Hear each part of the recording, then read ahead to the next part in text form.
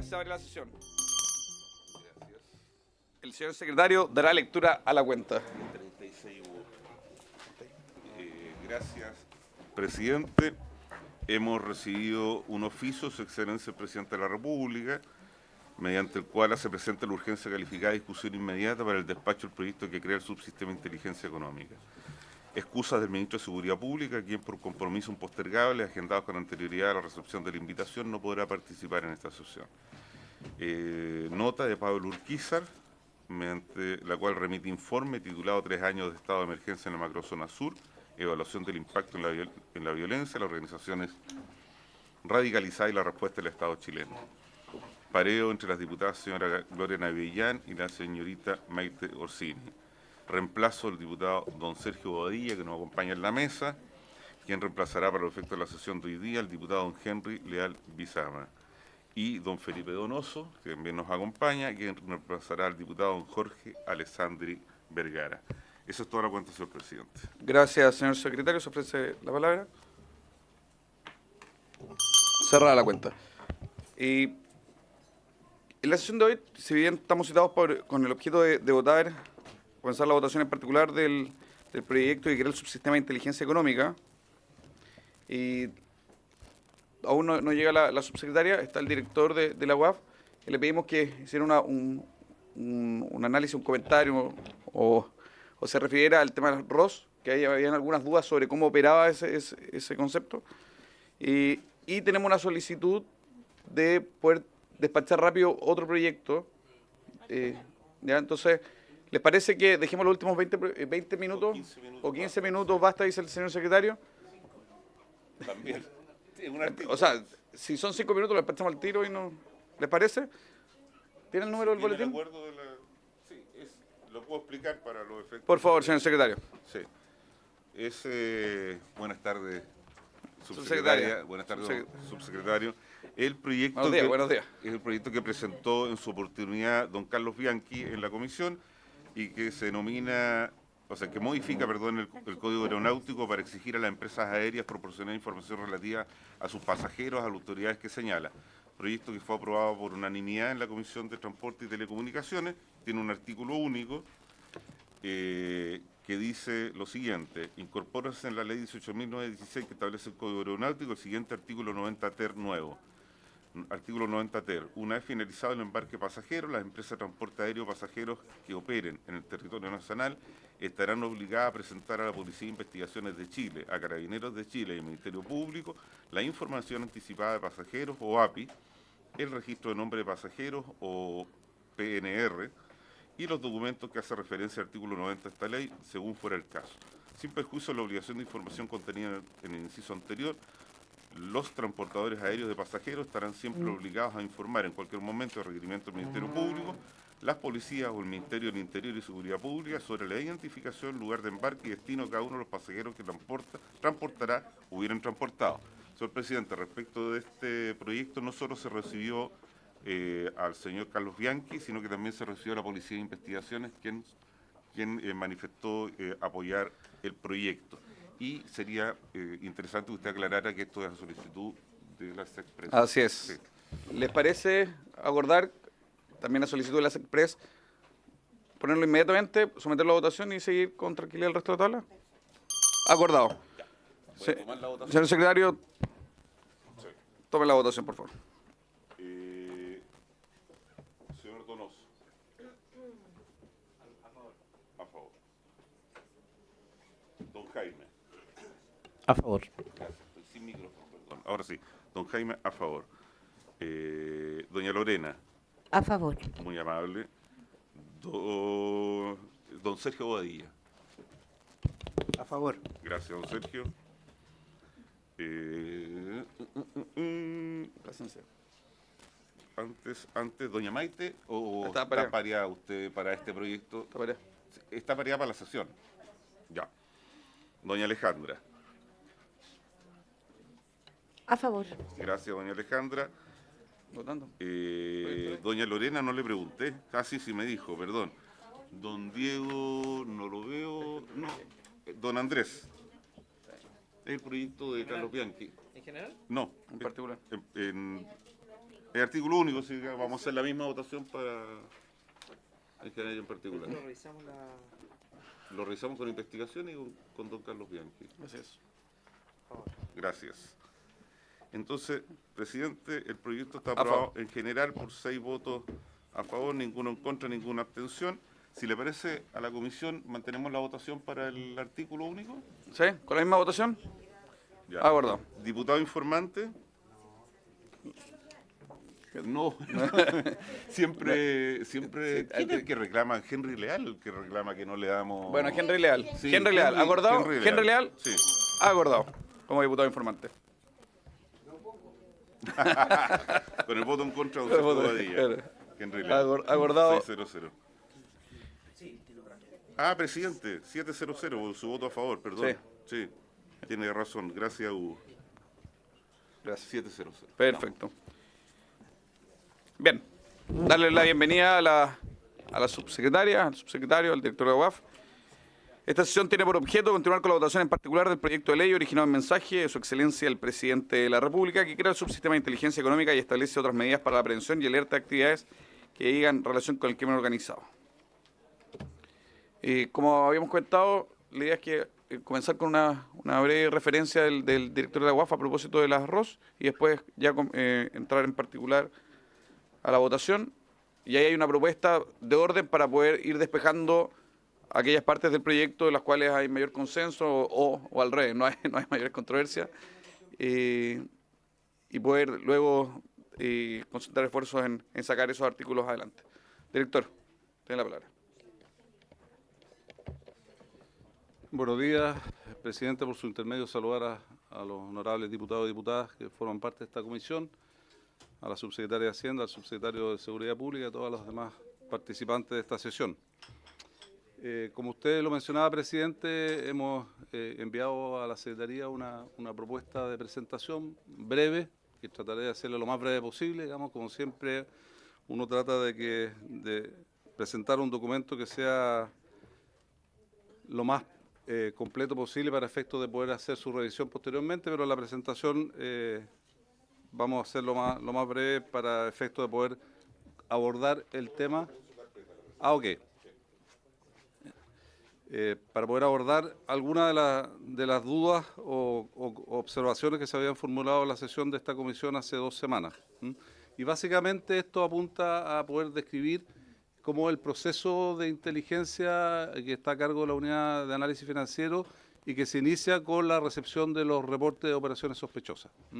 Entonces, como ustedes ven en la primera lámina, hemos extractado lo que es hemos establecido ahí lo que es la definición que contempla la Ley 19.913, que crea la Unidad de Análisis Financiero, en su artículo 3º, inciso 2, que define lo que es una operación sospechosa, porque nos parece súper relevante establecer que esto es una definición, obviamente, que tiene un carácter legal y que tiene un contenido y desarrollo que también ha sido recogido por los tribunales de justicia. Entonces, derechamente, la operación sospechosa, de acuerdo a la ley, es aquella operación o todo acto, operación o transacción que, de acuerdo con los usos y costumbres de las distintas actividades de quienes desempeñan funciones económicas que están definidos también por la ley como sujetos obligados, no tiene una justificación económica o jurídica aparente, por lo tanto es una operación inusual, que escapa de esos usos y costumbres que desarrollan todo este conjunto de entidades, personas naturales y jurídicas que son considerados sujetos obligados a reportar. También, por supuesto, las que tienen que ver con las acciones que están definidas en la ley antiterrorista, originalmente en el artículo 8 de la ley 18.314, que hoy día está contenido en el artículo 10 de la ley 21.732, todas las operaciones que tienen que ver con el financiamiento del terrorismo y también todas las operaciones que lleven adelante quienes están incluidos en las listas del Consejo de Seguridad de las Naciones Unidas, en lo que tiene que ver con el financiamiento del terrorismo y también con las sanciones, lo que se denominan sanciones financieras dirigidas por quienes operan en lo que se denomina el financiamiento de la proliferación de armas de destrucción masiva. Eso son lo que se entiende por operaciones sospechosas, y por lo tanto también desde el punto de vista, como les mencionaba, del desarrollo que esto ha tenido en la jurisprudencia. Aquí acompañamos un extracto de una resolución de la Corte Suprema que, conociendo un recurso de reclamo por una sanción que se impuso al Banco de Chile el año 2022, resolvió lo siguiente, y lo voy a leer rápidamente porque creo que es importante que lo tengamos a la vista. Dice que es indispensable recordar en cuanto al objeto de la obligación de reportar que el artículo 3º de la Ley 19.913 define como operación sospechosa todo acto, operación o transacción que de acuerdo con los usos y costumbres de la actividad que se trate resulte inusual o carente de justificación económica o jurídica aparente. Y desarrollando esto en la cláusula siguiente, dice que en el caso concreto se está frente a 9 transferencias bancarias provenientes de Carabineros de Chile, efectuadas en el lapso de un año, cada una por un monto a lo menos 10 veces superior a la remuneración líquida mensual del cuenta correntista destinatario, funcionario de la institución policial mencionada.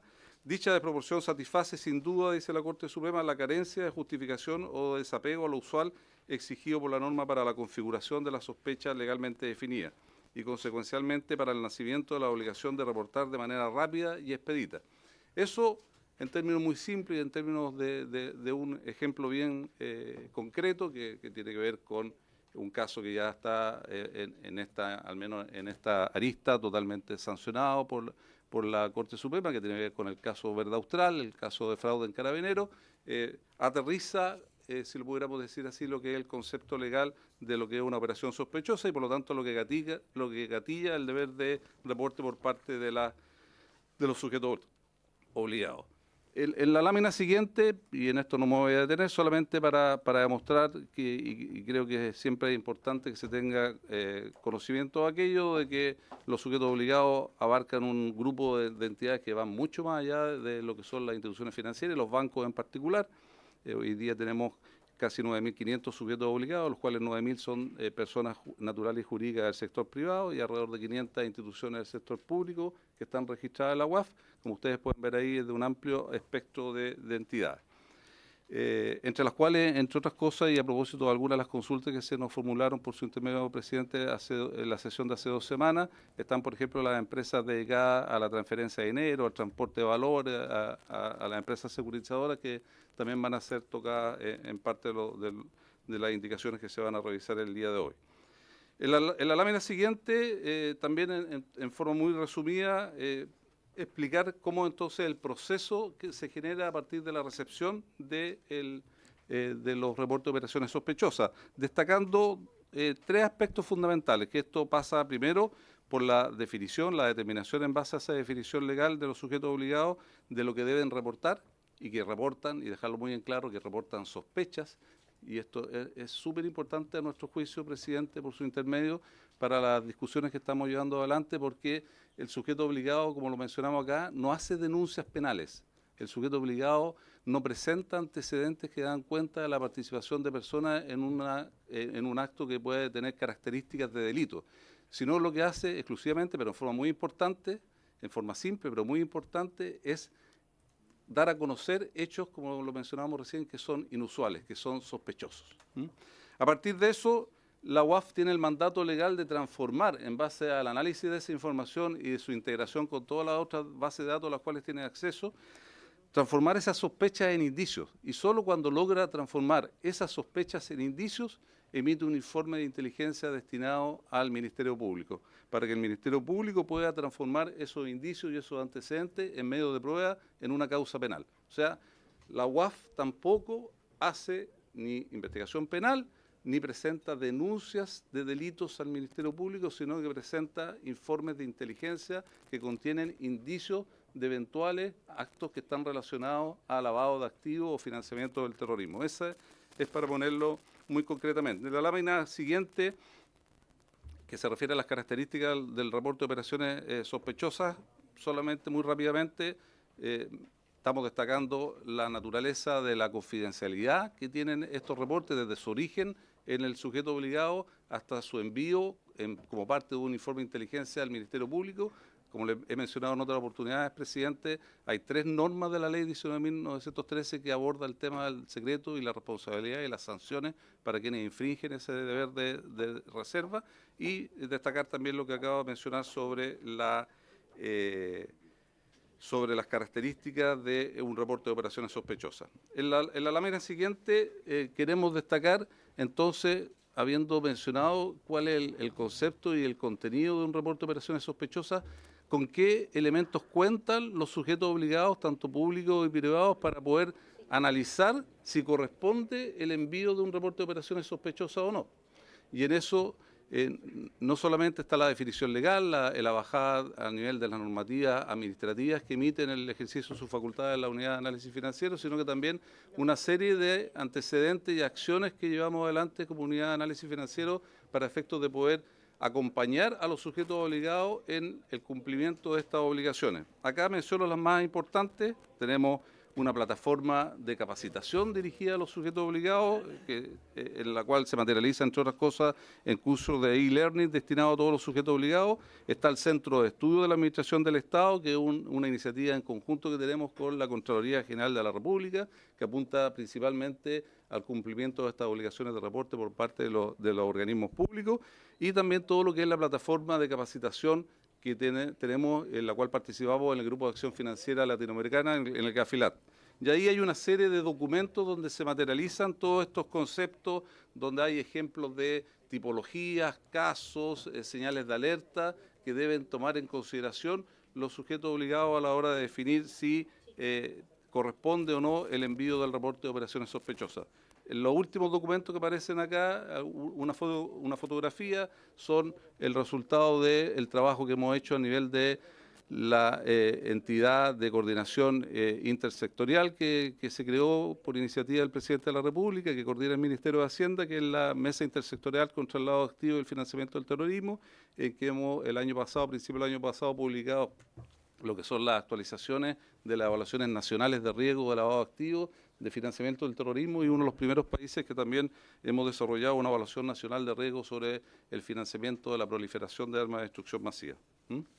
Entonces, ya entrando en terreno, presidente, en la lámina siguiente lo que hemos querido mostrar en forma muy simplificada para pasar al contenido del ROS, que yo sé que le interesa mucho a todos los señores diputados y señoras diputadas, es que en el fondo, en el día a día y en el cumplimiento de su deber de reporte, que es el principal, no el único, pero la principal obligación que tienen los sujetos obligados, tienen que establecer sistemas que le permitan contar con alertas de manera tal de poder someter a análisis, operaciones y transacciones para poder definir si corresponde o no corresponde reportarlas. Si son operaciones usuales, normales, que están de acuerdo a los usos y costumbres, como menciona el legislador, de la actividad económica que desarrollan y de la actividad económica que conocen, que desarrollan sus clientes, o si tienen algunos visos de inusualidad o anormalidad. Ese es el análisis que día a día tienen que hacer en base a la implementación de sistemas, a la preparación de profesionales que se tienen que hacer cargo de esos sistemas de generación de alertas y de análisis de esas alertas en cada uno de los sujetos obligados, que terminan entonces, cuando encuentran algún elemento de inusualidad, identificando cuáles son esas señales de alerta, cuáles son esos aspectos que escapan de la normalidad para definir el envío de un reporte de operaciones sospechosas. Y ahí, a partir de la lámina siguiente, hemos querido hacer un desglose bien detallado de qué es lo que es un ROS, porque eso nos preguntan muchas veces, ¿qué es un ROS?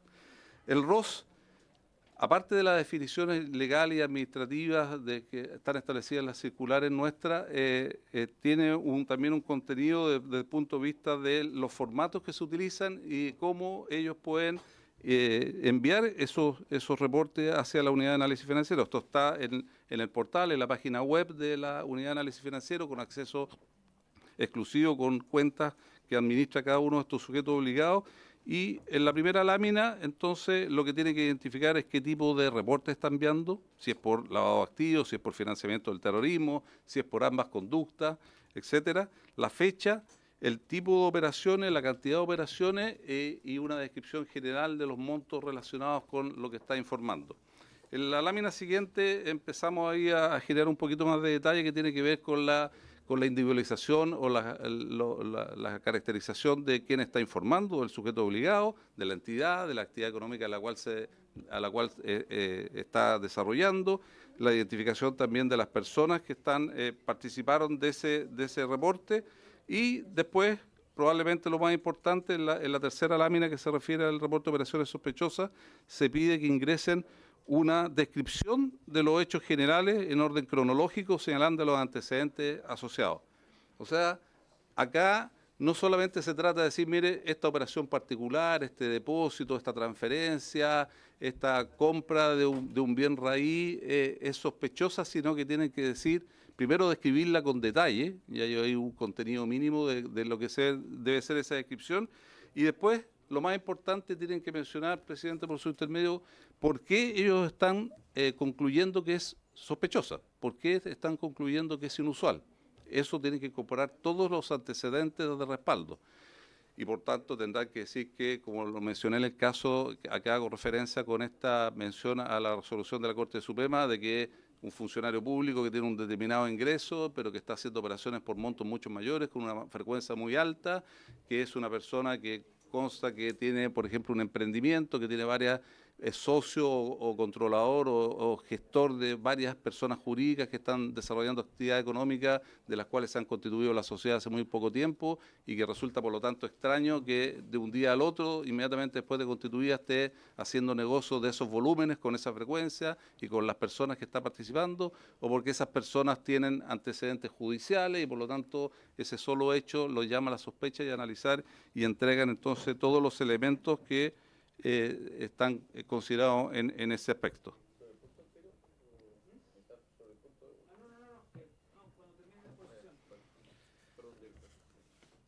Después, entonces, eso es lo que está contenido en este reporte. La última página también continúa con la descripción de lo que es la operación sospechosa. Y también se les pide acompañar, y el formato así lo exige, que entregue los antecedentes sobre qué gatilló o en qué ámbito de la institución o de la estructura de compliance que tiene establecido de cumplimiento el sujeto obligado se generó esta alerta y se llevó adelante esta identificación. No sale aquí en estas láminas, pero me parece súper importante mencionarlo, que en conjunto con todo el llenado de estos antecedentes y la entrega de estos elementos de respaldo relacionados directamente a la operación, también los sujetos obligados envían información en carácter de anexo. Por ejemplo, si un banco está enviando un reporte de operaciones sospechosas sobre una operación en particular, también muchas veces envía todas las operaciones de respaldo de un determinado periodo, de operaciones de similar naturaleza o que tratan de especificar con quiénes están participando o quiénes participaron de esa operación, quién fue el que envió el dinero, a quién iba dirigido el dinero, sobre todo cuando tienen información directa, porque son clientes más de una persona, no solamente el reportado directamente o los vinculados a la operación, sino que también terceras personas sobre las cuales ellos puedan contar con antecedentes. O sea, todo lo que tiene que ver con la adecuada descripción y detallada descripción de la operación que se considera sospechosa por parte del sujeto obligado está contenida en este reporte y en los anexos que se acompañan a este reporte.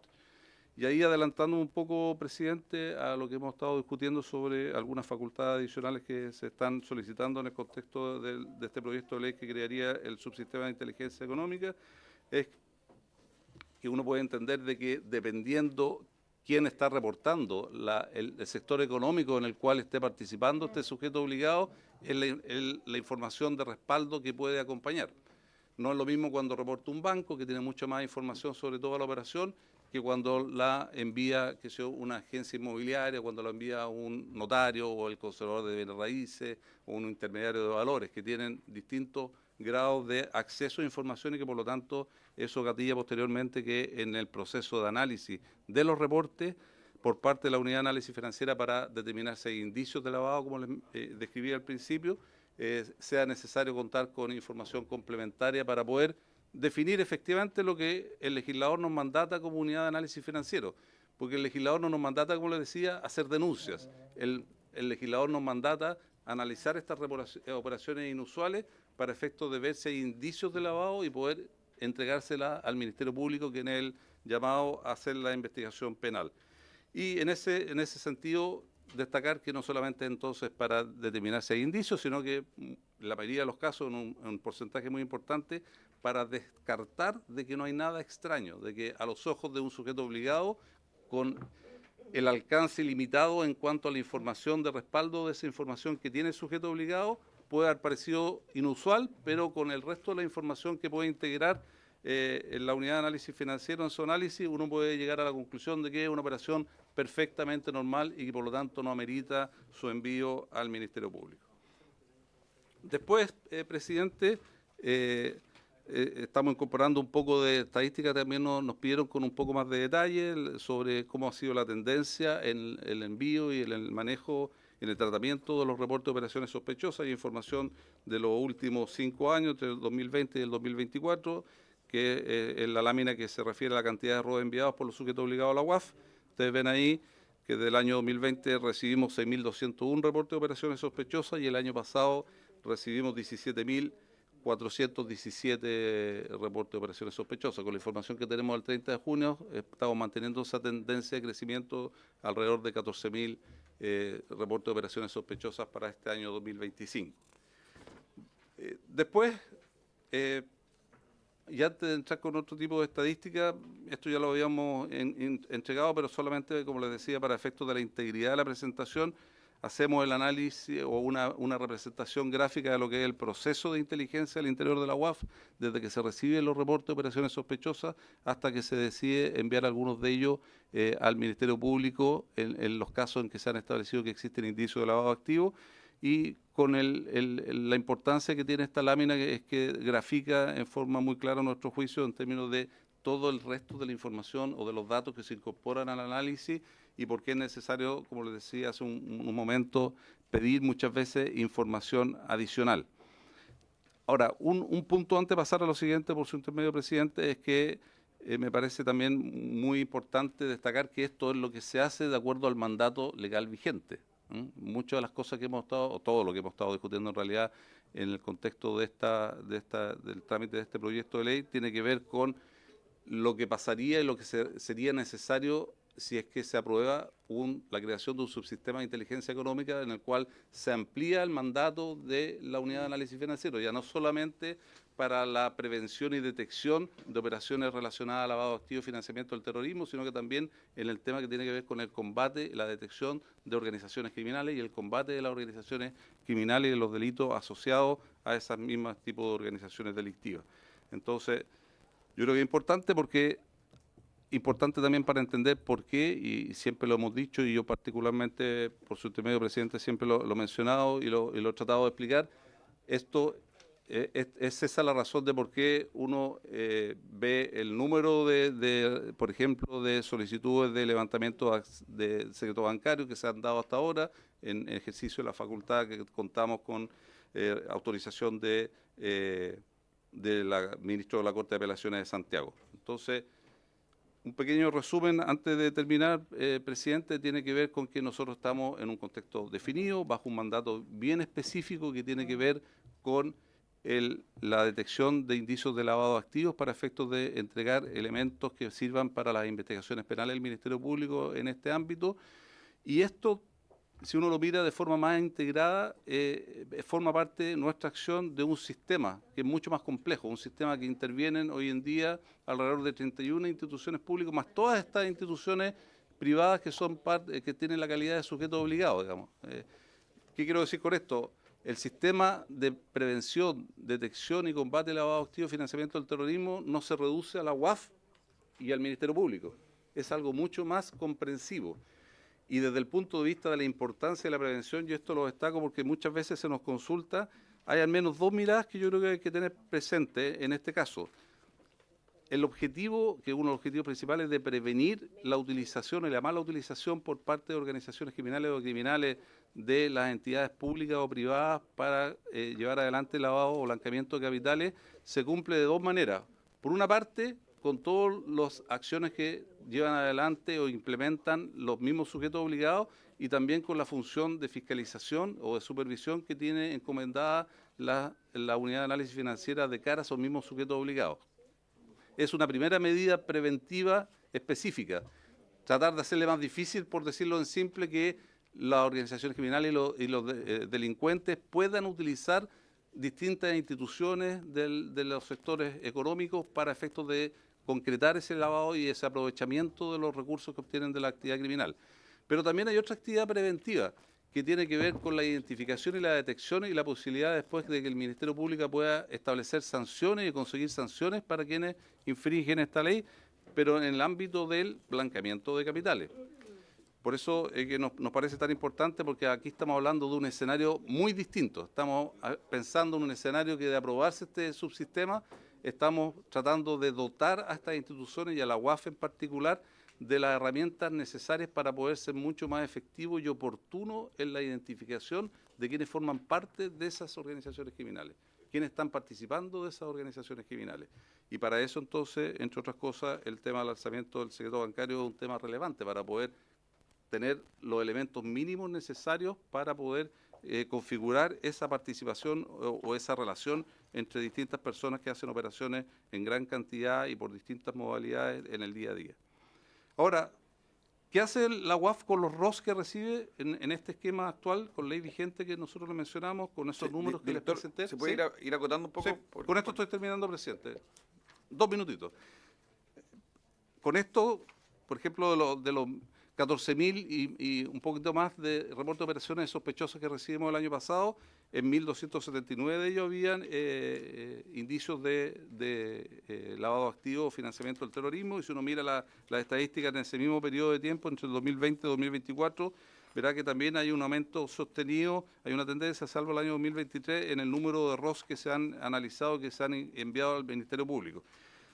Si uno mira solamente el número de informes enviados al Ministerio Público, puede llevar esto un poquito al engaño. El año 2023 y 2024 había un aumento muy relevante desde el punto de vista de la actividad de análisis que hace la UAF en materia de organizaciones criminales, de tipos de lavado de forma similar o de características similares, por ejemplo, a lo que se dio a conocer hace algunas semanas, hace 4 semanas, por parte del Ministerio Público, en términos de estructuras de financiamiento de organizaciones criminales, en ese caso con el TEN de Aragua, donde hay muchos, en un solo reporte de operaciones sospechosas involucra muchas personas y y los informes de inteligencia, a su vez, muchos reportes de operaciones sospechosas. Solamente para que tengan una idea, de estos 54 informes de inteligencia enviados el año pasado al Ministerio Público, hay alrededor de 1.400 reportes de operaciones sospechosas detrás de ellos, y hay más de 2.000 personas involucradas o entidades dentro de esos informes de inteligencia.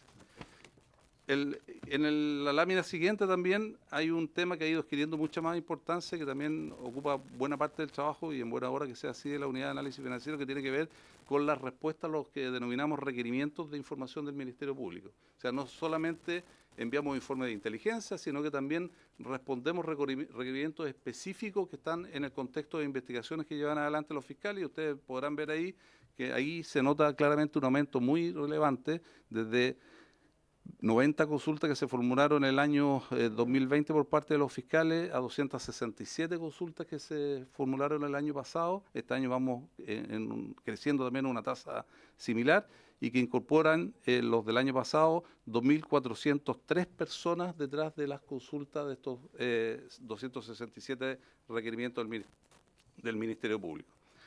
Y ya para ir finalizando, solamente una lámina adicional, hay una que establece el esquema completo del sistema. Me parece importante, como le digo, dejarla, esto ya lo hemos mencionado, no voy a insistir en ello, de cuál es el rol de cada uno de las instituciones que forman parte del sistema en su totalidad. Yo solamente quería llamar la atención sobre la última lámina, presidente, por su intermedio, que está directamente involucrada que tiene directa relación con lo que es la discusión de este proyecto de ley, contenida en el boletín 15.975, y que permite entender por qué hemos propuesto algunas y hemos conversado con el Ejecutivo, con el Ministerio de Hacienda, para incorporar, y con el Ministerio de Seguridad, algunas modificaciones a la ley que tienen que ver con lo que es la evaluación de los organismos internacionales, y particularmente de Gafilat, para fortalecer o para hacer más eficiente este sistema, digamos, que es un sistema, como le digo, mucho más complejo. Y aquí hay 3 puntos que a mi juicio son clave.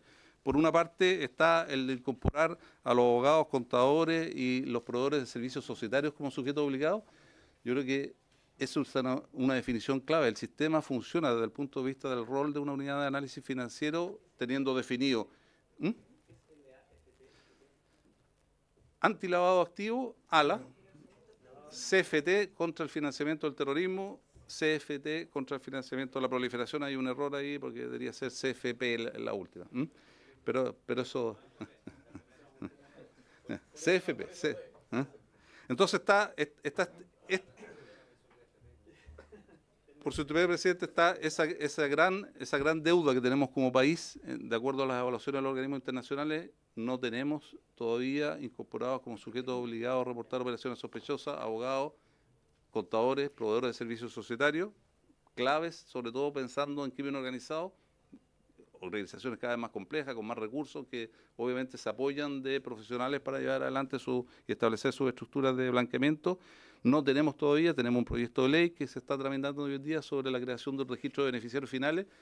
Hoy día, evidentemente, que es algo que siempre se ha hecho, pero hoy día con las facilidades tecnológicas se utiliza, y ayer en los medios de comunicación aparecía nuevamente el tema del sistema de creación de empresas en un día, que es un sistema muy útil y yo creo que todos lo comparten en términos de lo que significa desde el punto de vista de la facilidad para el emprendimiento, pero que también le permite a las organizaciones criminales establecer y estructurar esquemas de blanqueamiento que son muy funcionales para esos efectos, y eso se combate a nivel internacional y de acuerdo a las buenas prácticas, teniendo un registro que nos permita identificar quiénes son los que están detrás de esas personas jurídicas. Y también, y con esto quiero terminar, presidente, por su intermedio, nos reprochan los organismos internacionales la falta de una institucionalidad para la gestión de bienes incautados y decomisados, que permita la eficiente ejecución de los productos, de los bienes producto de los delitos. Ahí, cuando hablamos muchas veces sobre si el sistema está cumpliendo, los organismos estamos cumpliendo o no con todos los objetivos que se han definido, yo ahí quiero llamar la atención sobre este punto, porque como les digo, lo que se trata de obtener y de tener las capacidades para prevenir, para detectar y para sancionar. Pero cada vez se hace más evidente que tenemos que fortalecer esta arista que tiene que ver con la incautación, con poder restar del patrimonio de las organizaciones criminales los bienes que le producen la actividad ilícita. Y hoy día lo que se logra incautar, lo que se logra decomisar, tiene serios problemas desde el punto de vista de la gestión de esos bienes, pero si pensamos en el futuro, hay dos grandes objetivos que hoy día tienen los organismos internacionales, el Grupo de Acción Financiera Internacional, GAFI, que está trabajando en ello. Uno que tiene que ver con dotar alguna autoridad administrativa. No me gustaría decirlo, pero es la verdad que la mayoría de las veces son las mismas unidades de análisis financiero, unidades de inteligencia a nivel internacional, que tenga la capacidad de congelar administrativamente y temporalmente activos para que se produzca efectivamente, se pueda evitar de mejor manera ese traspaso y que se pierdan esos recursos. Y lo segundo es lo que se denomina la incorporación de esta figura de la extinción del dominio, que es que cuando hay dudas sobre la legalidad de los bienes que están adquiriendo determinadas personas naturales o jurídicas, el Estado les pueda quitar el dominio de esos bienes y se traspasa la carga de la prueba en cierta medida hacia esas mismas personas, de manera tal que ellos justifiquen el origen lícito de esos bienes para efectos de poder devolverle los bienes que fueron incautados. Entonces, eso quería cerrar con eso, presidente. Muchas gracias por el tiempo. Para destacar también ahí, y no es que quiera ser majadero con ello, pero en todos esos elementos dan cuenta de que una facultad como el alzamiento del secreto bancario a nivel administrativo, por supuesto no es la bala de plata, por supuesto no es la única medida, ni es lo que...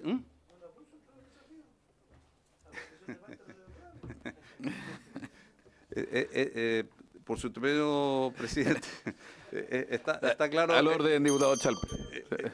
El objetivo de la presentación y lo que fue solicitado, pero como le digo, entendemos que es una facultad de extrema relevancia para poder cumplir justamente con lo que mencionamos acá.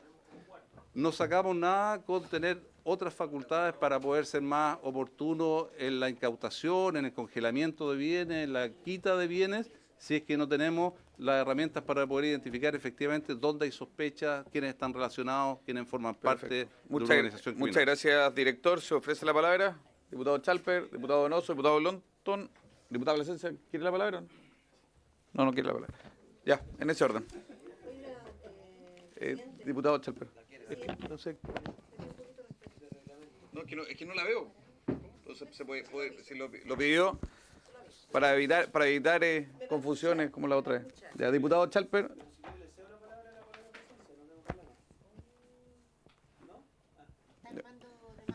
Ya, diputado Chalper. Pero si estoy preguntando de buena fe, Lorena, si no te agites. Ya, gracias, presidente. Bueno, saludar, por supuesto, a los visitantes que nos acompañan. Agradezco la exposición porque la verdad ha sido bastante explicativa respecto de cómo esto funciona. Yo tengo algunas preguntas que hacerle. No sé si la cifra que ahí se entrega respecto de los reportes que se reciben podrían desagregarse respecto de cuántos se reciben de cada sujeto obligado. Porque vemos algunos, yo sé que cada eslabón tiene sus desafíos, pero me da a mí la impresión, puedo equivocarme por supuesto, que siempre se le carga la mata al momento en donde la UAF ya recibe esa información y tiene al parecer una dificultad en que el Poder Judicial le entregue la posibilidad de alzar el secreto bancario. Entonces nosotros partimos de la base, en esa reflexión, que los sujetos obligados ya estarían cumpliendo con su deber y por lo tanto que el problema no estaría en la entrega de información original, sino que en la capacidad que tiene la UAF de requerir la autorización judicial. Entonces yo quiero saber si eso es así, si tenemos que ampliar el espectro de sujetos obligados, usted sugiere 2 más, y por lo tanto para mí es interesante saber cuántos de esos reportes provienen de qué sujetos obligados. Segundo, presidente,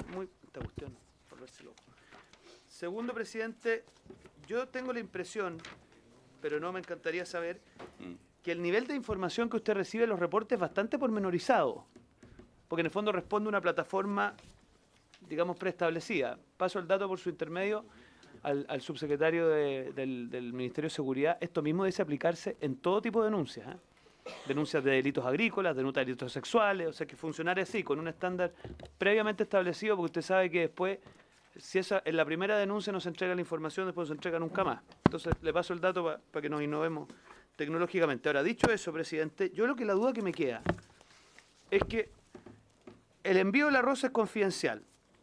Usted ese análisis financiero hasta ahí lo hace de manera confidencial, por lo tanto, en principio yo quisiera entender que el que está siendo objeto de ese análisis no está consciente que está siendo objeto de ese análisis. Por lo tanto, ¿cuál sería el motivo por el cual usted requeriría proceder al alzamiento del secreto bancario usted y no hacerlo por intermedio del Poder Judicial? Pregunto aquí al colega Longton, me dice que el tribunal no le da audiencia al que está siendo investigado para eventualmente poder reclamar lo que fuere, no le da audiencia, por lo tanto, el investigado no tiene conciencia de la tramitación que usted está haciendo con el tribunal. Entonces, el argumento sería que se demora demasiado. Me indica el colega Longton que se han pedido 65, ¿me dice usted? 63. Entonces, tampoco es una cosa tan recurrente. Entonces, hemos transformado la discusión del subsistema, y se las han dado todas, me dice además. Entonces, hemos transformado la discusión del subsistema en que usted, en el marco de un proceso confidencial, en vez de requerir una autorización judicial para cautelar, lo que creemos algunos, el derecho a la privacidad, lo puede hacer usted. ¿Cuál es el argumento tan poderoso para eso? ¿Se demora demasiado el Poder Judicial? Bueno, acotemos los plazos. O sea, ¿cuál es el argumento tan poderoso que usted tiene o cuál es la dificultad que usted ve en el cauce actual para hacerlo? Y después, presidente, con esto termino, se nos dice como argumento que hay una ampliación del giro de la UAF que exigiría este levantamiento del secreto bancario. Y le pregunto lo mismo, o sea, ¿qué es lo novedoso que le obligaría a usted tener que requerirlo esto administrativamente y no poder, por ejemplo, requerirlo de manera confidencial al Poder Judicial con un plazo acotado de discutiremos cuánto? Fíjese que esto no es tan menor, presidente, porque la verdad que lo que está en juego, en el fondo, es un derecho humano fundamental como es el derecho a la privacidad. Y por eso, en el fondo, aquí se ha intentado hacer una monserga con que nosotros no defendemos nada distinto que lo mismo que se defendía, por ejemplo, cuando se filtraban ciertas conversaciones de algunas colegas que mantenían otras circunstancias. Es el mismo derecho resguardado, el derecho a la privacidad. Y en qué minutos se puede o no levantar la privacidad en razón de otros bienes. Entonces, al menos algunos queremos convencernos que para la operación suya, director, esto de hacerlo administrativamente es indispensable. Y hasta aquí, dado que es confidencial o no tengo idea si siempre se lo han dado, si no es muchas las veces que usted lo ha pedido, y desconozco en qué plazo se lo dan, porque si usted me dice si se demoran 6 meses, claro, ahí tenemos un problema, pero ¿cuánto es lo que se demora el Poder Judicial en darle a usted esa información? Gracias, presidente. Gracias, diputado Chalper. Diputado Donoso. Gracias, presidente. O sea, cuando uno ve lo que es el arroz, uno ve que no hay secreto bancario en Chile. O sea, evidentemente cualquier sujeto obligado a reportar tiene que entregar una información bastante pormenorizada de las acciones que generan sospechas. O sea, cuando se instala este mito que el secreto bancario, no sé acaso existe.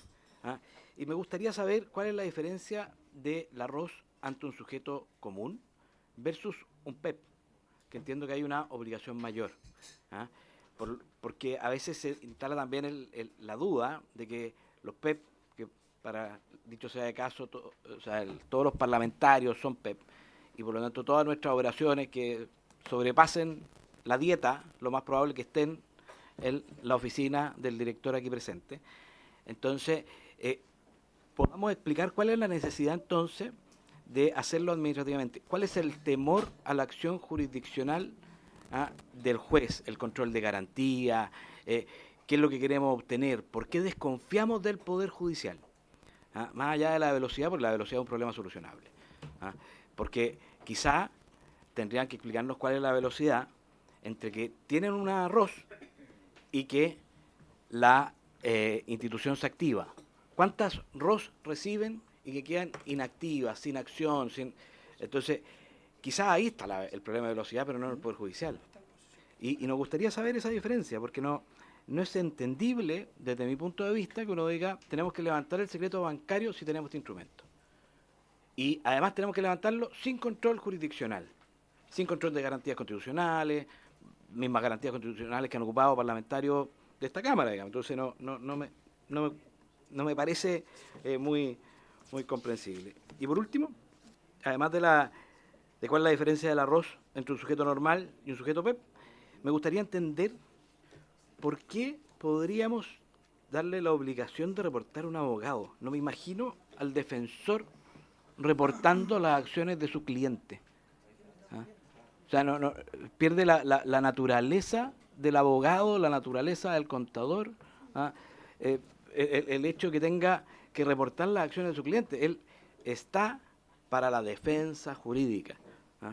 O sea, entonces, me cuesta entender esa necesidad que se plantea como una urgencia en esta situación. Gracias, diputado Donoso. Diputado Lontón. Gracias, presidente. Seré un poco más breve porque me antecesoría preguntaron la mayoría de las cosas que yo quería preguntar. Tengo dudas respecto a los sujetos obligados, particularmente con la información que entregan los sujetos obligados. Porque si bien han ido en alza, mi pregunta es, ¿quién fiscaliza a estos sujetos obligados que son 55 solamente de las actividades económicas, que desarrollan actividades económicas? ¿Y por qué lo digo? Porque hace pocos días salió los intercambios financieros que tenía el Tren de Aragua, de más de 13,5 millones de dólares. Pero en ese caso hubo un problema respecto a que las instituciones financieras no alertaron a tiempo a la unidad de análisis financiero. Por tanto, como la unidad de análisis financiero tuvo la información tarde, se tuvo que hacer parte cuando ya el Ministerio Público estaba investigando o ya tenía desarrollada la investigación. Entonces, quiero saber dónde está radicado realmente el problema. ¿El problema está radicado en que la información llega tarde a la unidad de análisis financiero por parte de los sujetos obligados o eventualmente llega tarde o tienen dificultades para después poder abrir el secreto bancario con las herramientas necesarias para que esto sea más ágil? Y respecto a la fiscalización, me interesa saber quién fiscaliza esta actividad económica. Es decir, a ver, le voy a poner cualquier ejemplo. Si los fintech, prestadores de servicio, plataforma de financiamiento colectivo, que dice acá en la diapositiva, no le entrega la información, ¿cómo usted sabe que no le está entregando la información que corresponde entregarle respecto a un reporte de operación financiera sospechosa? ¿Cómo lo sabe?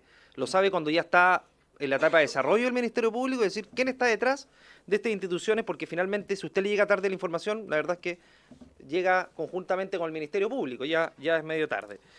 Y lo otro, presidente, tiene que ver precisamente con parte de lo que preguntaba el diputado, por su intermedio el diputado Schalper, respecto a que esto es el abrir el secreto bancario hoy día no es que no se pueda hacer. Se hace, el tema es que nos convenzamos todos de que eventualmente sin la vía judicial esto va a ser más rápido, más expedito, va a tener un elemento adicional que no tenemos ahora para efectos de poder detectar con mayor eficiencia el crimen organizado. Porque hoy día esto es una medida intrusiva y en general todas las medidas intrusivas en nuestro país requieren autorización judicial, todas. Bueno, todas requieren al Ministerio Público al menos, la medida intrusiva. Entonces en este caso no la pediría el Ministerio Público a un juez, la abriría directamente un ente administrativo, autónomo pero administrativo, cuya designación de quien es la cabeza depende del presidente de la República. Por lo tanto sería una excepcionalidad cómo funciona nuestro sistema. Entonces la pregunta es, ¿por qué es necesario esto sin la intervención judicial, considerando que las 63 veces se ha abierto y me parece que el plazo también es bastante acotado. Entonces, quisiera que nos pudiera alumbrar respecto a eso, presidente, para ver precisamente en qué hace la diferencia y en qué podría ayudar a efectos de poder desbaratar a estas bandas. Muchas gracias, presidente. De nada, diputado Lonton, espero que el director nos pueda alumbrar. Yo tengo una sola pregunta adicional. Sí, pero es segunda vez que esperemos un poco más y si no suspendemos y bajamos. Yo tengo un par de preguntas al director. Por una parte, ¿qué explica este aumento significativo en el número de reportes? Si hay un cambio de criterio, que una de las preguntas que cae es cómo pasamos de un año de 12.000 a 17.000 al año siguiente. ¿Es un cambio de criterio o es el crecimiento del número de operaciones? Lo segundo son los tiempos. Usted nos presenta en la presentación que nos entrega un flujograma entre la operación propiamente tal, el reporte que realiza la entidad obligada, por ejemplo un banco, y que les llega a ustedes y que pueden hacer un análisis y que después lo pueden derivar al Poder Judicial. ¿Cuánto tiempo pasa? Porque una de las razones que se nos ha dado es que el gran problema es el tiempo. Entonces, si está en esta etapa, ¿dónde está el problema? Que un poco lo refería el diputado Lonton. Y luego si hay un cruce de información entre las entidades obligadas y ustedes, o sea, y los bancos. Por ejemplo, una compra-venta de un auto. Van a ser 15, 20 millones de pesos que van a llegar a la cuenta cualquiera. ¿Se produce ese cruce o es una operación sospechosa de por sí y se descarta a posteriori? ¿En qué momento se le reporta a usted? Porque obviamente a cualquiera de nosotros, si nos lleva 20 millones de pesos la cuenta un día, bueno, al banco debiese saltar. Llega al punto de que el ejecutivo te pregunta por teléfono y ahí se descarta. O sea, ese también es una información útil cuando a veces el ejecutivo de cuenta llama y pregunta, oye, ¿firmaste este cheque o no firmaste este cheque? ¿Te depositaron tanto o no te depositaron tanto? O sea, se logra descartar con ese nivel de contacto. Y finalmente, la gran duda, que la comentó el diputado Lonton, es cómo son 13 millones y medio de dólares que el Tren de Aragua logra pasar por debajo de la fiscalización, como un exalcalde logra recibir 5 millones de pesos mensuales en efectivo en su cuenta, como un ex subsecretario no gasta un peso del sueldo que recibe. O sea, ¿dónde está la falla propiamente tal? Porque todas estas operaciones bancarias que hemos conocido parecen no ser reportadas o levantadas por el sistema. Director, no sé si alguien más tiene alguna pregunta para...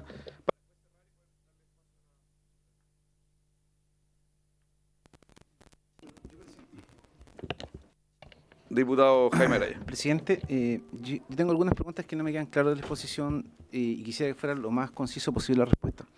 Lo primero, presidente, es que aquí pasamos de que el narcotráfico y el crimen organizado no pasaba por los bancos. Eso es lo que decía la oposición, que esto era innecesario porque aquí el narcotráfico y el crimen organizado no depositaban la plata en las cuentas bancarias y hay gente que fue ministra del presidente Piñera que se reía de esto. La señora Carla Rubilar, que decía, ¿usted cree que aquí los narcotraficantes depositan en bancos?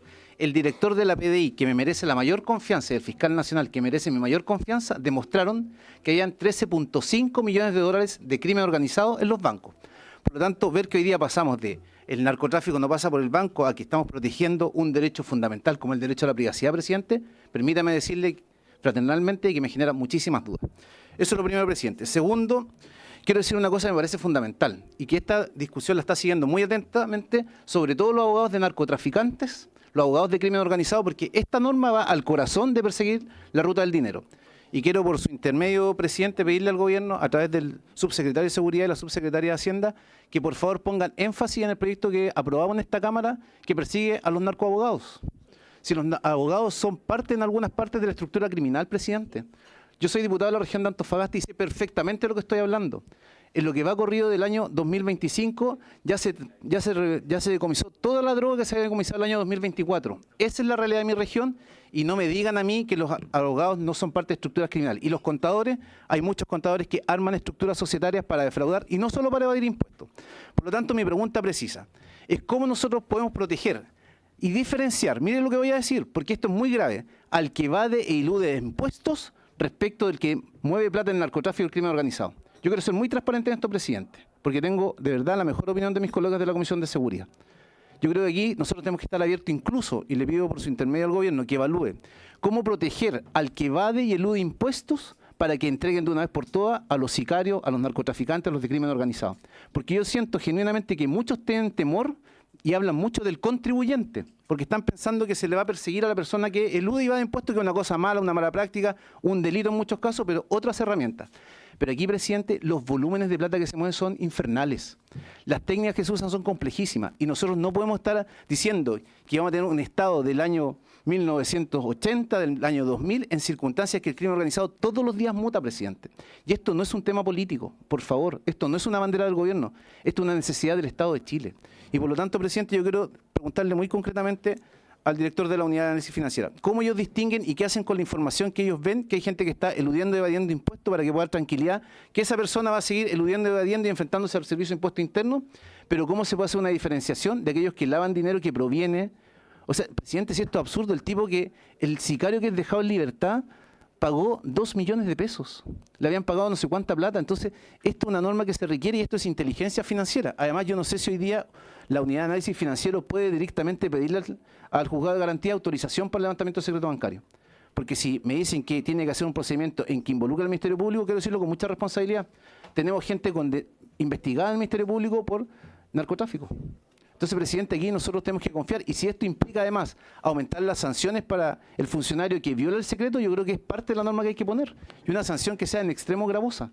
Porque, presidente, el centro de esto es la inteligencia. Si aquí no se requiere que le van a estar mirando las cuentas a todo el mundo. Aquí, cuando uno mira las estructuras criminales, son, en el caso de los 13.5 millones de dólares, cerca de 200 cuentas.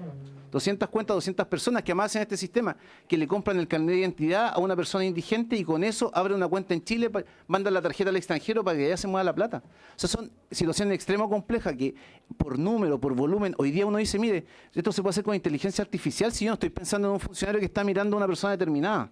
Si alguien hace eso, sancionémoslo con pena de cárcel, quitemos el patrimonio, como sea. Pero aquí lo que hay que pensar es como lo hizo la Contralora, que fue capaz de procesar con inteligencia artificial lo que pasaba con las licencias médicas.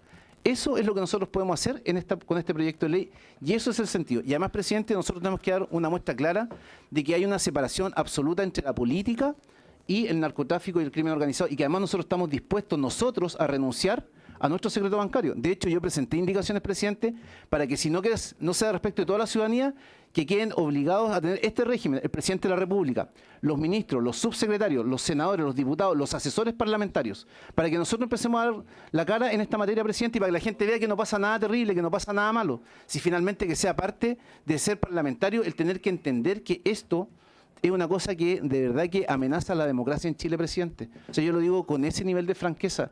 Y de verdad se lo digo, yo soy parlamentario de la región de Antofagasta, y lo que está pasando en materia de droga, de crimen organizado, de explotación sexual de mujeres, de el hub criminal que tenemos en la segunda región, es porque tenemos un Estado que anda a la vuelta de la rueda, y yo quiero en esto insistir en mi pregunta, que es muy concreta. ¿Cómo nosotros separamos a aquellas personas que evaden y eluden impuestos y se requieren que eso sea una suerte de información residual que no va a poder ser perseguida y que solo impuesto interno vean un sistema distinto? Pero aquí, presidente, lo fundamental es saber qué es lo que nosotros estamos dispuestos a hacer para que nuestro país permanezca a salvo. Y lo digo con ese nivel de convicción, presidente. Bien, diputado Joanet, diputado Donoso y el director. Sí, no, Y les pido a todos acotar un poco las intervenciones para yo poder súper avanzar. breve a propósito de lo que señalaba su intermedio diputado Araya, la verdad que Jaime Araya. Yo creo que el gobierno no tiene la dimensión, no lo ha planteado nunca así, no ha enfrentado el problema así.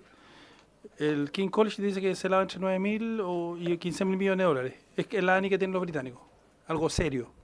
Y estamos hablando de 13 millones de dólares, estamos muy lejos de eso, muy lejos. El puerto de San Antonio es uno de los puertos principales por donde pasa la droga que llega a Europa.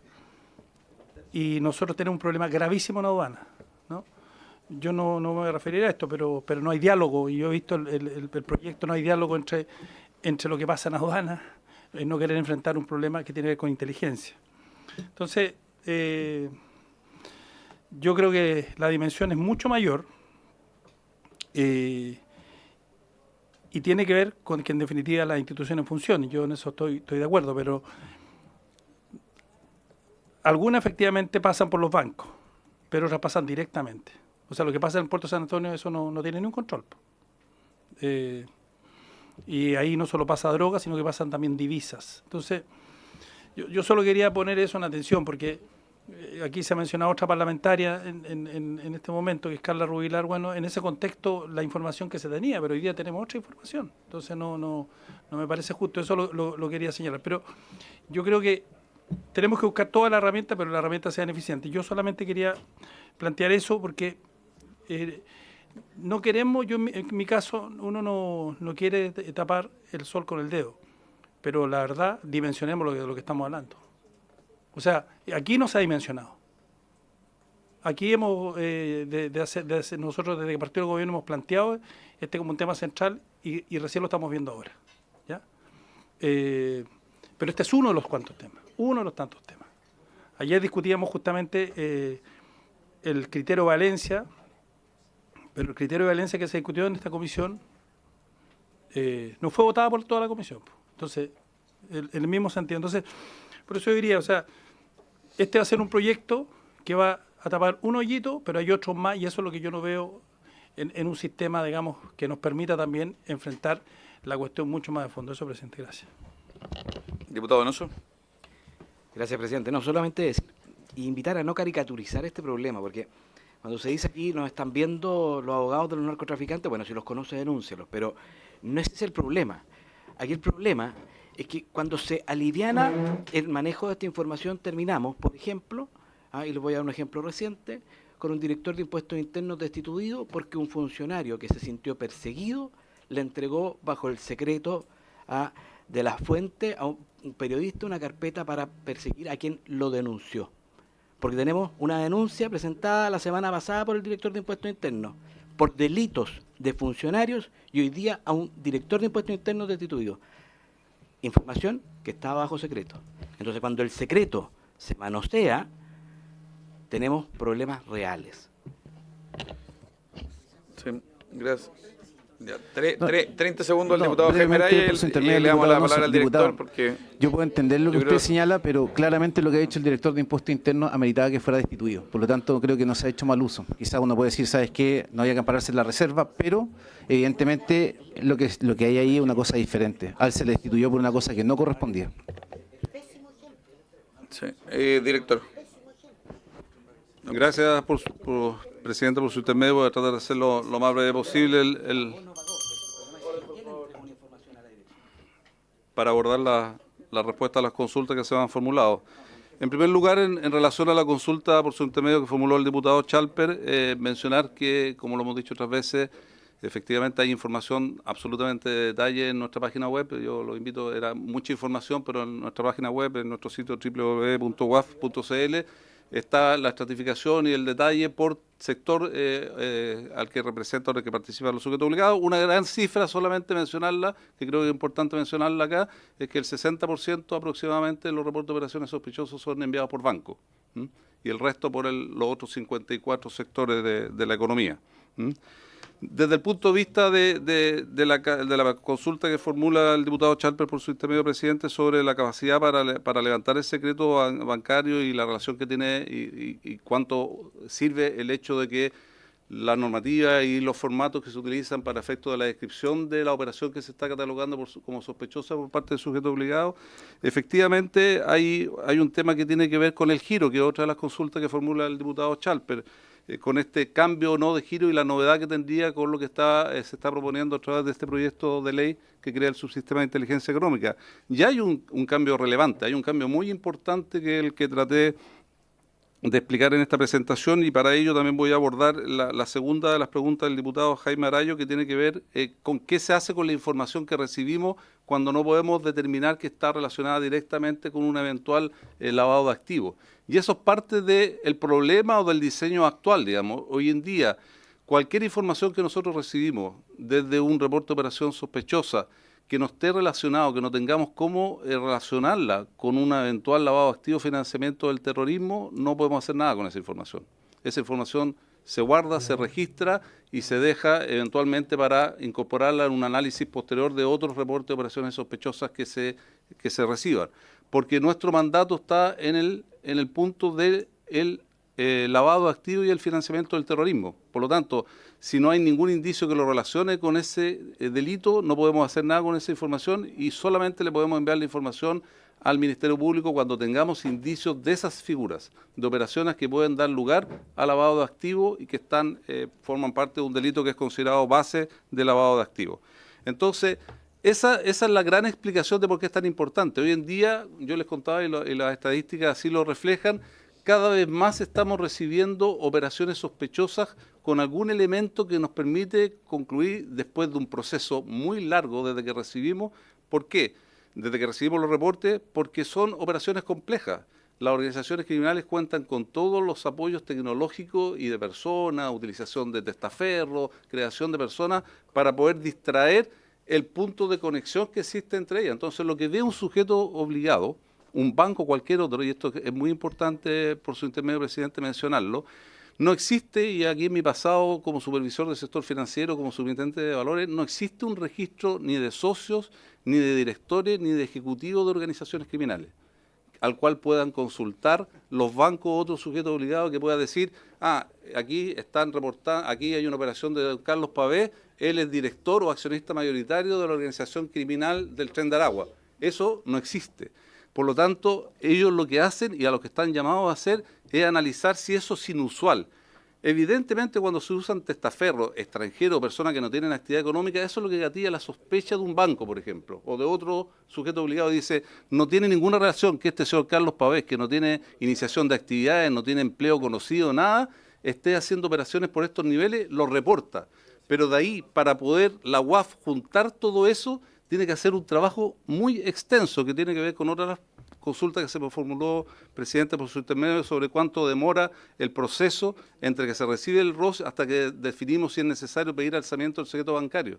Para eso es necesario entonces empezar a construir toda una malla de relaciones, que es lo que se podría lograr de forma mucho más oportuna teniendo el acceso a la información del secreto bancario, porque podríamos definir que esa operación de don Carlos Pavé, que sé que es una persona que no tiene actividad económica conocida, que no tiene un empleo, etcétera, está relacionada con la operación del señor Collado, disculpe, subsecretario, por su intermedio, presidente, por relacionarnos en esta operación sospechosa, y que tiene relación con tres o cuatro operaciones o reportes más que se han recibido en un mismo periodo. Esa es la gran diferencia, esa es la gran ventaja, y eso es lo que ha demostrado no solamente la experiencia que hemos estado viendo en los últimos 2 años, sino que a nivel internacional, para lo que sirve una herramienta que, insisto, no es la panacea, pero es muy importante contar con ella para poder establecer esas relaciones. Sí, ¿cuánto le falta para poder contestar las preguntas?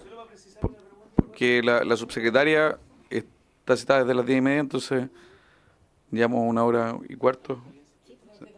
Como usted me diga, presidente. Yo tengo 3 minutos. Sí. Voy muy rápido con Por favor. Eso, en relación a la consulta por su intermedio, presidente, del diputado Donoso sobre el secreto bancario y la autorización para alimentarlo y la diferencia con una persona expuesta políticamente, primero yo quiero también establecer que efectivamente porque existe el secreto bancario y existe la facultad para poder levantarlo, que se llevan adelante procesos. ¿Sí? Nosotros cuando sometemos esto a la autorización de un ministro de Corte de Apelaciones con la facultad que tenemos vigente hoy en día es porque efectivamente hay secreto bancario y se puede levantar. El tema no pasa por ahí, el tema pasa por lo que acabo de explicar en relación a para qué sirve contar con esa información. Ahora, desde el punto de vista de un PEP, la categorización como PEP de una persona, como persona expuesta políticamente, no hace diferencia en términos de el nivel de sospecha o no de la operación. Es una categorización que le impone una obligación mayor de conocimiento, de debida diligencia al sujeto obligado.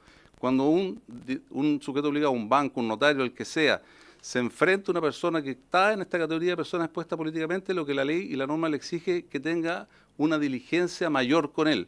Y no solamente eso, que le pida más antecedentes para conocer bien en qué se desempeña. Esa es la gran diferencia. No tiene que ver con la características de las operaciones ni con la posibilidad de levantar o no el secreto bancario. Por lo tanto, ahí no hay Lo del sujeto obligado abogado que planteó también por su intermedio el diputado Donoso es una mención que yo la puse como un tema de contexto. Ahora, solamente porque eso es rápido, los organismos internacionales, los estándares internacionales, cuando se refieren a esta posibilidad, evidentemente que diferencian en qué calidad actúa un abogado. Y efectivamente, cuando es en defensa de un cliente, no lo somete a la obligación de reportar operaciones sospechosas. Es solamente como consultor o asesor.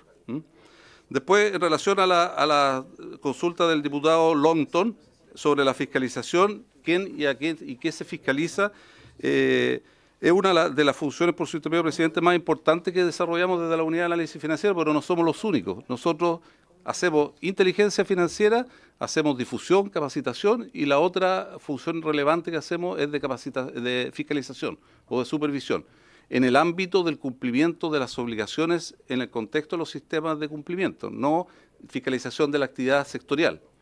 Por lo tanto, nosotros tenemos capacidad de supervisar a todos los sujetos obligados registrados, salvo los públicos. Los públicos efectivamente no están sometidos a la supervisión de la Unidad de Análisis Financiera, los organismos públicos, pero todos los privados sí, pero compartimos, delegamos o coordinamos fiscalización dependiendo del tipo de entidad. Si hay un sujeto obligado que pertenece a un sector que tiene un supervisor sectorial, la hace directamente ese supervisor sectorial o coordinamos con ese supervisor sectorial la fiscalización. Por ejemplo, con la Superintendencia de Casinos de Juego, con la Superintendencia de Pensiones, con la Comisión para el Mercado Financiero. Haciendo una distinción en el caso de la Comisión para el Mercado Financiero, porque ellos efectivamente en el caso de bancos llevan adelante la supervisión de las obligaciones en el ámbito del lavado de activos, de la prevención del lavado de activos y financiamiento del terrorismo, con excepción del reporte de operaciones sospechosas, porque eso el legislador solamente le dio la facultad a la Unidad de Análisis Financiero. Y para eso, además de esa coordinación o de esa actividad de supervisión, también hemos dictado en el último tiempo políticas de fiscalización y políticas de sancionatorias que apuntan a generar un proceso mucho más eficiente, y parte de este proyecto de ley, presidente, por su intermedio, también establece un aumento de las sanciones y algunas otras facultades que hagan más efectiva esta potestad de supervisión que tenemos sobre los sujetos obligados como Unidad de Análisis Financiero. Después, ¿sí? Dos cosas. Tomar el acuerdo es ampliar en 10 minutos la comisión, ¿les parece? Listo. El diputado Jonet tenía una duda sobre el punto y cerramos. Es que este proyecto contempla un flujo, como ha dicho usted, de información entre los UAF con otros servicios como aduana y el Servicio de Impuestos Internos, ¿no? Así es. Pero sin un esquema de responsabilidad especial ni tampoco con protocolos de trabajo entre los servicios. Usted, como director de los UAF, ¿ve condiciones para compartir información de los UAF a otros servicios en estas condiciones, o ve algún riesgo? Por ejemplo, que usted comparta información con el Servicio de Impuestos Internos, con aduana. Director, ¿tiene palabra? Por Presidente, favor, ir acotando. ¿Lo dejo al final esta pregunta? Sí, al final. Ok.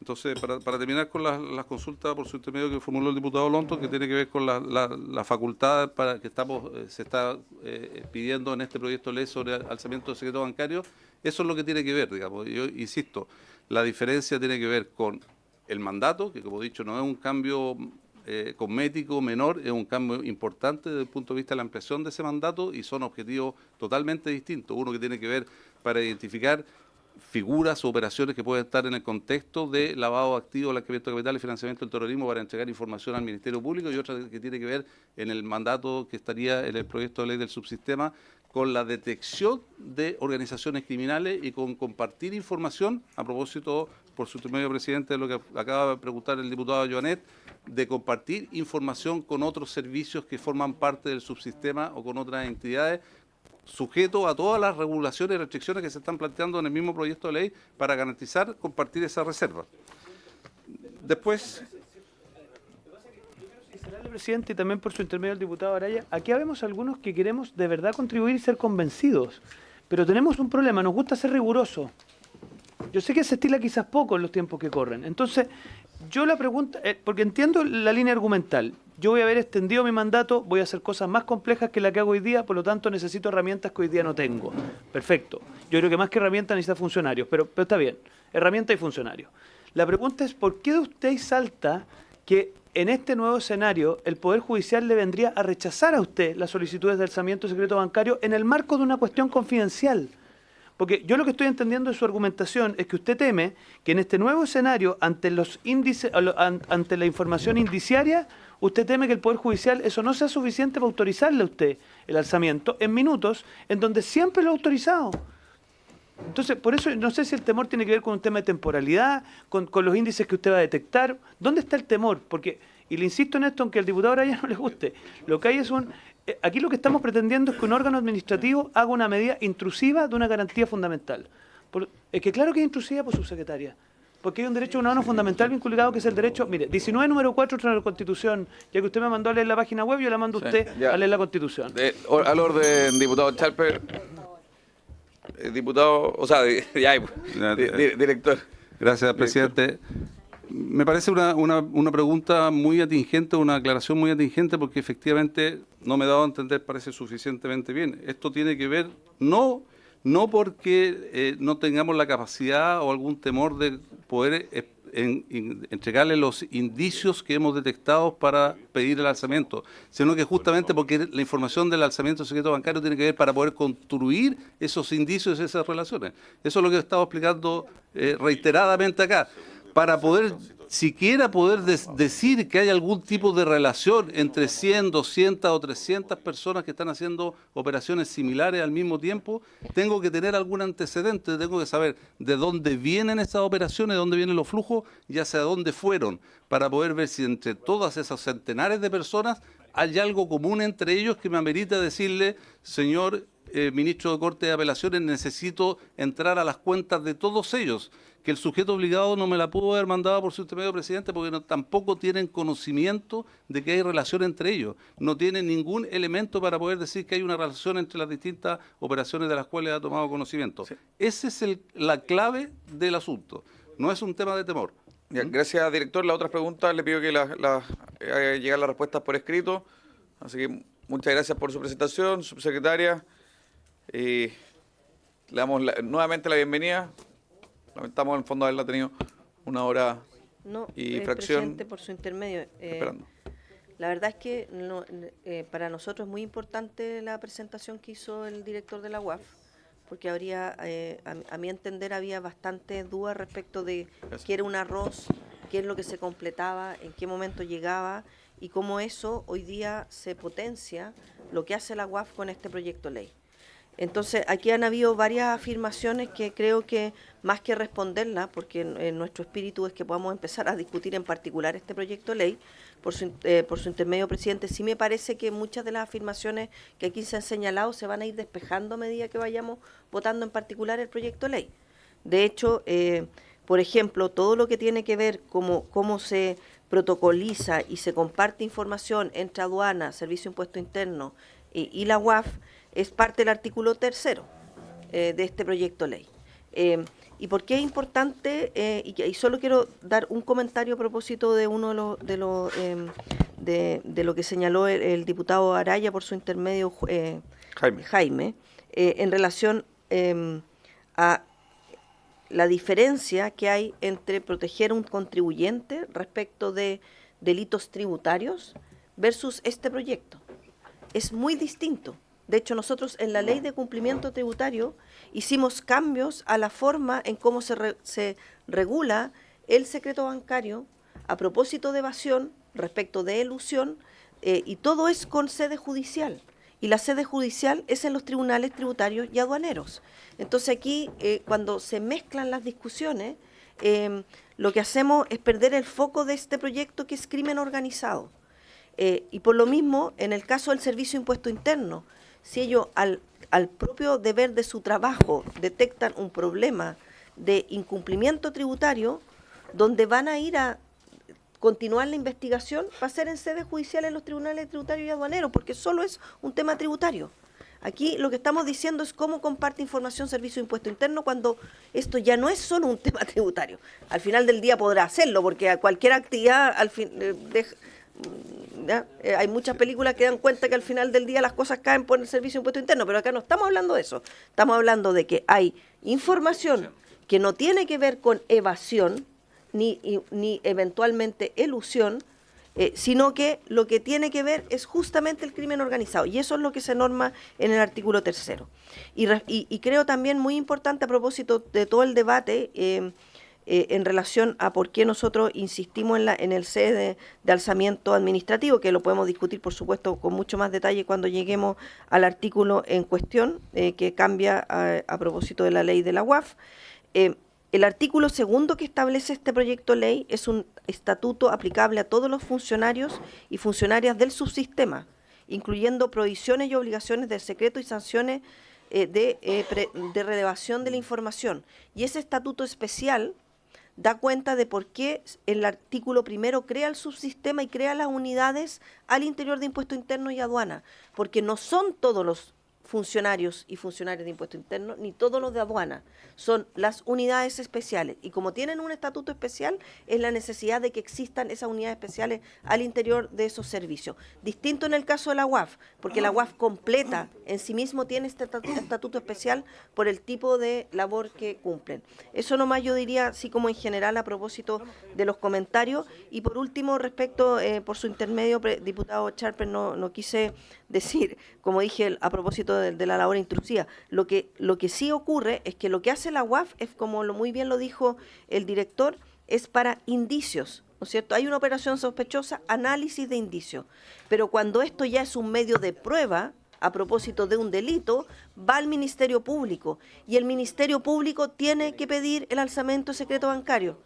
Entonces, lo digo porque si esos indicios llevan a un nivel de análisis que no lleva al Ministerio Público, eso no va a llevar a la consecución de un delito y todo lo que eso corresponde, y creo que eso es importante. A eso me refería con mi comentario, presidente, por su intermedio. Ya, gracias, subsecretaria. Subsecretaria, como estamos citados a votar, y hemos conversado algunos temas con anterioridad a la sesión, que evidentemente hay diferencias importantes en algunos artículos que son tal vez más estructurales, y que la idea es poder trabajarlos de forma más profunda. Todos los que le envié a los diputados del artículo del 1 al 5, esos son tal vez los más peliagudos, donde se concentra gran parte de las indicaciones.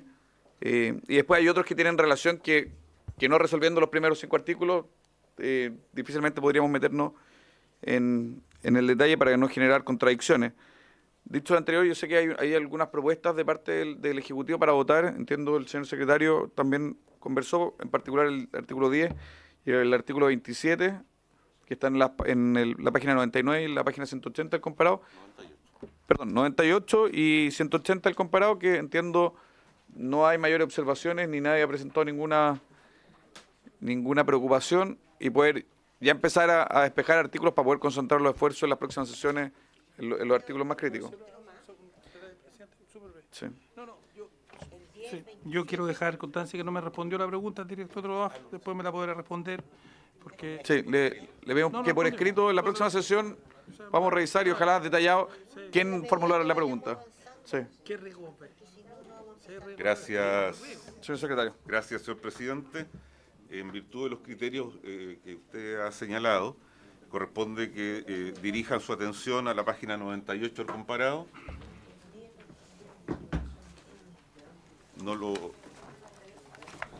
¿Qué página? Página 98, columna del medio. Voy a proceder a la lectura. Artículo 10. Modifícase la ley 18.010, que establece normas para las operaciones de crédito y otras obligaciones de dinero, que indica de la siguiente forma. 1. Reemplázase el inciso final del artículo 34 por el siguiente, comillas. La Comisión para el Mercado Financiero informará las sanciones cursadas que se encuentren ejecutoriadas a la Tesorería General de la República para que la misma proceda a su cobro conforme al procedimiento establecido en el título 5 del libro 3 del Código Tributario. Y 2. Sustitúyese en el inciso final del artículo 35 la expresión 1 año por 3 años. Señor presidente, este artículo no ha sido objeto de indicaciones y no interfiere eventualmente en otras normas. Sin perjuicio de ello, este secretario advierte que en virtud de lo establecido en el artículo 266 del reglamento, es posible reabrir el debate si fuera necesario. Señor presidente, si la señora subsecretaria... Sí, subsecretaria, si se puede referir a este artículo. Damos la bienvenida también a a la asesora Fernández. Le pedí, por Sí, favor. por supuesto que bienvenida. El artículo 10 modifica la ley 18.010, que establece las normas de operación de crédito y otras obligaciones de dinero que indica para especificar las reglas de cobro aplicables a las multas respectivas, estableciendo que una vez que las sanciones impuestas, hayan sanciones impuestas por la CMF, queden ejecutoriadas, la CMF deberá informarle a la tesorería, la cual las cobrará utilizando un procedimiento cobro que es el que establece siempre la tesorería, que es el título 5 del libro 3 del Código Tributario. Adicionalmente, se amplía el plazo para cobrar las multas de 1 a 3 años, en coherencia con el plazo de prescripción de las obligaciones del fisco. Entonces, es una norma en realidad que hace más posible a que la tesorería cobre cuando se ejecuta una acción que viene desde la CMF. ¿Se ofrece la palabra? No. En votación. Gracias, presidente. Se pondrá en votación el artículo 10 del proyecto de ley como fue aprobado en el Senado. Perdón, antes de... ¿Se rompe el reemplazo Sí, por el no, diputado? ya lo conversó conmigo. Perfecto, ya. Precisamente, don Jorge. No, que había un reemplazo. ¿Al final? Un reemplazo. No, queda sin efecto con solo el primer pie. Perdón, ¿está pidiendo la palabra el diputado Leiva? Ahí. Poniendo un pie en la sala queda sin efecto, de tal manera que no es necesario. ¿Quién es el reemplazante? Don Jaime Araya. A favor. Gracias. Doña Lorena. A favor. Gracias. Don Andrés. A favor. Perdón, don Andrés Joanet. Disculpe. A favor. Gracias. Don Sergio Bobadilla. A favor. Gracias, don Sergio. Don Raúl Leiva. Muy amable. Don Andrés, no. Gracias. Doña Alejandra Plasencia. A favor. Gracias. Don Hugo, no. Don Diego Chalco. A favor. Gracias. Presidente. A favor. ¿Alguna señora o señor diputado que no haya... Alessandri, a favor también. A favor. Gracias. 3, 6, En reemplazo del reemplazo. 10 votos a favor, ninguno en contra, ninguna abstención. Aprobado el artículo 10. Le ruego dirigirse a la página 180 del comparado. ¿Como la misma votación? ¿Qué cosa? ¿O primero que la señora subsecretaria presente? Sí. Para que sepan los nuevos integrantes. En la página 180. Es que tengo que darle por lo menos lectura al artículo. Por favor. Gracias, señor presidente. El artículo 27 se encuentra en las mismas condiciones que el artículo 10 y es del siguiente tenor. En el mes de marzo de cada año, y respecto a los procedimientos administrativos terminados en el año calendario anterior, la Comisión para el Mercado Financiero deberá informar a las respectivas comisiones de Hacienda del Senado y de la Cámara de Diputados la cantidad de veces que en ello haya ejercido la facultad que se refiere al numeral 5, el artículo 5 del decreto de ley 3538 del Ministerio de Hacienda de 1980, que crea la Comisión para el Mercado Financiero, la cantidad total de personas a cuyos datos se accedió y el número total de personas sancionadas en procesos administrativos en que se haya ejercido dicha facultad. Es una norma de información Sí, yo creo que al Parlamento. se explica por sí sola. No sé si alguien tiene alguna duda. En votación. En voto. ¿Le parece la misma votación? ¿Con la misma votación? Sí. Presidente, Bravo. 10 votos a favor, ninguno en contra, ninguna abstención. Corresponde que nos dirijamos al segundo transitorio. Le digo de inmediato, el segundo transitorio está en la página 185.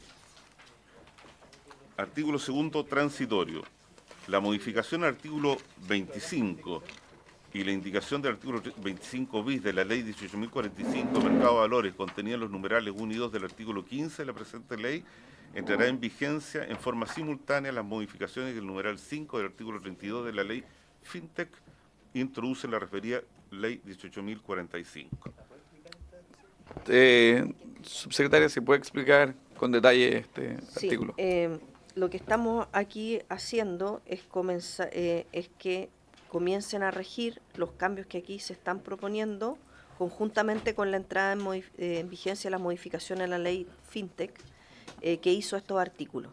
En otras palabras, lo que se está resguardando es que el texto no sea superado por la entrada en vigencia de la ley FinTech, sino que se complementen. Porque Sí. Va Diputado a ser Chalper. sí, pero solo para que quede en la historia de la ley. Yo me imagino que las fintech que van a estar inscritas en el mercado financiero, en la CMF, van a ser sujetos obligados, me imagino, ¿no? Eso es como de sentido común. Ya. Gracias, presidente. Gracias. Ya. Gracias, señor presidente. Se ofrece la palabra en votación. ¿Le parece con la...? Ah, pero ha estado nudo. No. Sí. Sí, se suma a la, Se a incorpora- la mayoría. Entonces, permítame ponerlo acá. Está aprobado por 11 votos a favor, ninguno en contra, ninguna abstención. Ya, aprobado. Aprobado. Vamos. Señor presidente, corresponde conocer y votar el artículo 3º transitorio. El reglamento establecido en el inciso 3º del artículo 2º deberá dictarse dentro de los... Perdón, ¿se puede indicar la página del comparado? 185. La misma página de la anterior. Normalmente el segundo transitorio viene luego del tercero.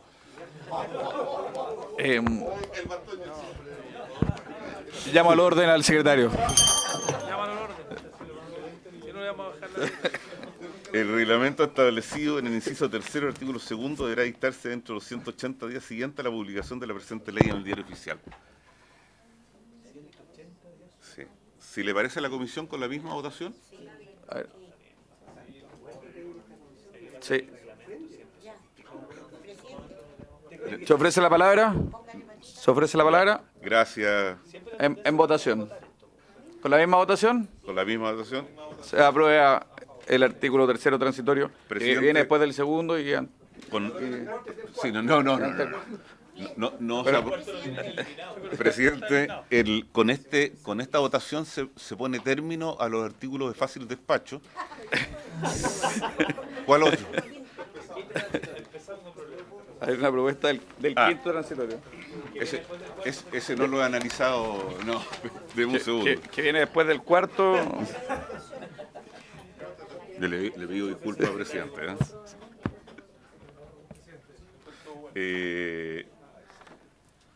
El quinto no está en la misma página.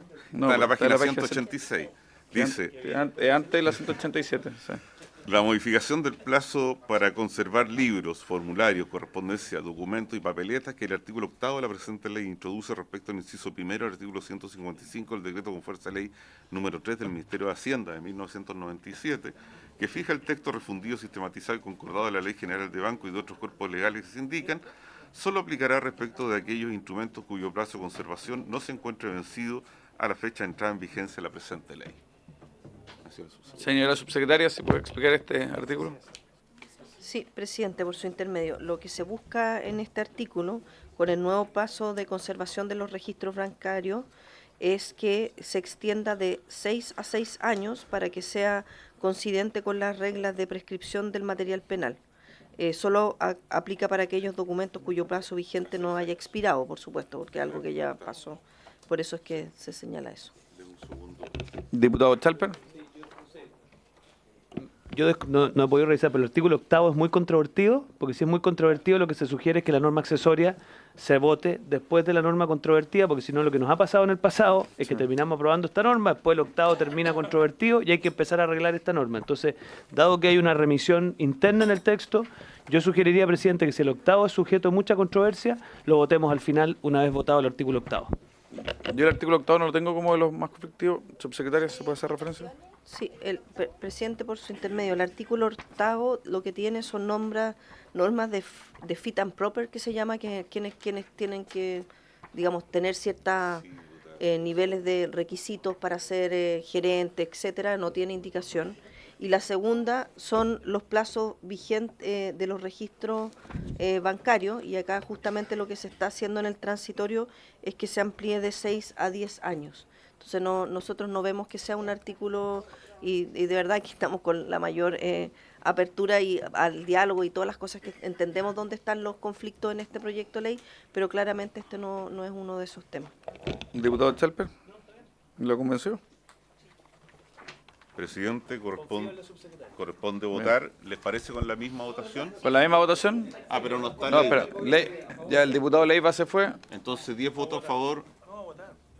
¿Perdón? No, No está por eso. No estando Leiva se vota 10-0-0 y no 11-0-0. Ya, bien. Aprobado. Ahora sí, presidente. Bien. Esta es la propuesta inicial del Ejecutivo y la cual había pleno consenso. Quisiera agregar, antes de que ponga término la sesión, que ingresó una indicación del Ejecutivo que retira y hace presente nuevas indicaciones, particularmente el artículo 1, de tal manera que la Secretaría va a elaborar un nuevo comparado para que no pierdan las anotaciones que ya han realizado en el comparado que tienen. Va a ingresar un nuevo comparado, pero no se sacan del que ya tienen para los efectos de que mantengan las anotaciones que han realizado. Eso. Subsecretario.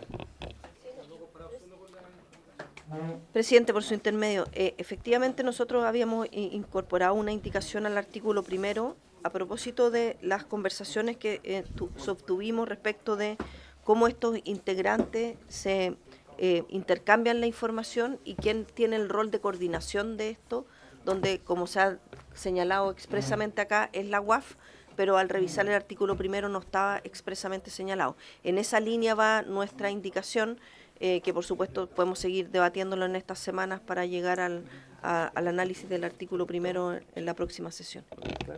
Lo tengo claro, pero es que tiene indicaciones por eso. Bien. Bien, estos artículos ya, lo que ya votamos fue lo que había consenso transversal ni mayores observaciones. Ahora bien, es cómo ordenar las votaciones de aquí en adelante. La propuesta es que durante la semana distrital se pueda consensuar entre los asesores respectivos y los diputados que quieran participar.